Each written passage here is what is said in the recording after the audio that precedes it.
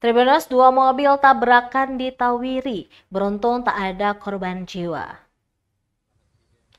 Kecelakaan lalu lintas terjadi di Jalan Dr. J. Leimena, tepatnya di depan lapangan tembak, Dusun Welawa, Desa Tawiri, Kecamatan Teluk Ambon, Kota Ambon pada Senin 30 Oktober 2023.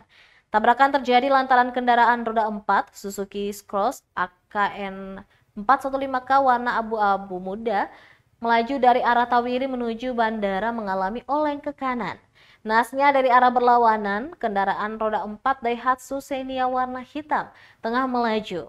Tabrakan hebat pun tak terhindarkan sehingga mobil Suzuki yang dikendarai Fata 22 tahun mengalami penyok pada bagian depan.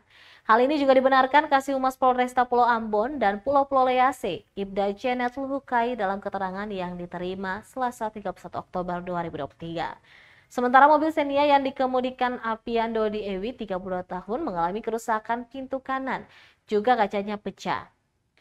Janet menjelaskan tidak ada korban jiwa dalam kejadian tersebut, hanya saja pengemudi dan penumpang kendaraan roda 4 Suzuki mengalami luka-luka.